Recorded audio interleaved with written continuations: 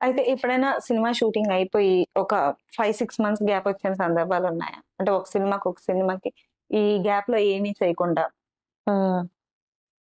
అట్లాంటి మూమెంట్స్ ఉన్నాయా? ఖుషి హ్మ్. ఖుషి టైంలో వేరే మూవీ ఒప్పుకోలేకపోయినా. ఎందుకు అనంటే సమంత గారి హెల్త్ ఖరాబ్ అయింది కదా మధ్యలో. సో ఆవిడ ట్రీట్మెంట్స్ లో ఉన్నప్పుడు షూటింగ్ ఆగిపోయి 6 మంత్స్ అవుతుంది. 6 మంత్స్ షూట్ ఆగిపోయింది. అంటే తన హెల్త్ ఎప్పుడు బాగుంటుంది ఎప్పుడు బాగుండట్లేదు ఎవరికి చెప్పడానికి రావట్లేదు.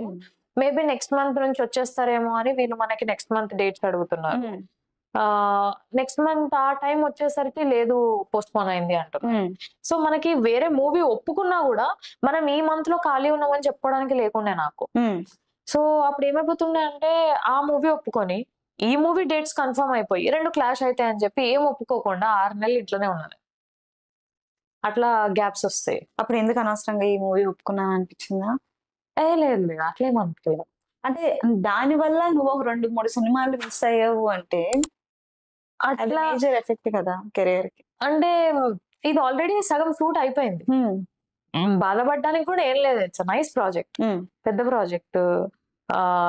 శామ్ గారి కంపెనీ గానీ విజయ్ కంపెనీ గానీ నైస్, మంచిగా ఎంజాయ్ చేస్తుండే కూడా సెట్ లో చేసేటప్పుడు. అంత బాగుండేది. వేరే మూవీ పోయిందన్న బాధ అయితే రాలేదు నాకు. Plus you get to see Kashmir. అమ్మా కాశ్మీర్ అంటే వద్దు బాబోయ్ నేను రాను అన్న ఫీలింగ్ వచ్చేసింది నాకైతే. ఇట్స్ లైక్ 1 month కాశ్మీర్ లో. చలి నేను ఎక్కువ చలి తీసుకోలేను. వేడికి ఉంటా ఒక ఎక్స్ట్రీమ్ వరకు గానీ చలి తట్టుకోలేను నేను. అనిపిస్తుంది నాకు. అదే నువ్వు చెప్పినట్టు లాస్ట్ 2 సినిమాలు ఖుషి, అంబాజీపేట అన్నట్టు ఖుషి కంప్లీట్ గా 1 month కాశ్మీర్ లో వేసారు. అంబాజీపేట కంప్లీట్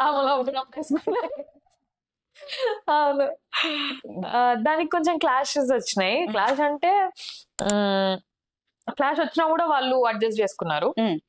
ఖుషి అవుతుంది, అంబాజీపేట అవుతుంది, మార్టిన్ లూథర్ కింగ్ అవుతుంది. 3 సైమల్టేనియస్ గా అవుతున్నాయి. నేను అప్ అండ్ డౌన్ కొడుతున్నా. అమలాపురం హైదరాబాద్, హైదరాబాద్ అమలాపురం మధ్యలో మార్టిన్ లూథర్ కింగ్ 2 రోజులు అట్లా. ఫుల్ స్ట్రెస్ అయింది నాకు. ఫస్ట్ టైం అనుకుంటా అట్లా నేను అప్ అండ్ డౌన్ ఇంకా అనిపించింది.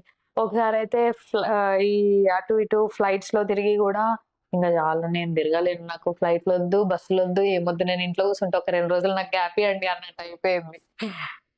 కానీ అది ఎప్పుడో ఒకసారి ఉంటది అట్లా బిజీ షెడ్యూల్, గ్యాప్ లేకుండా.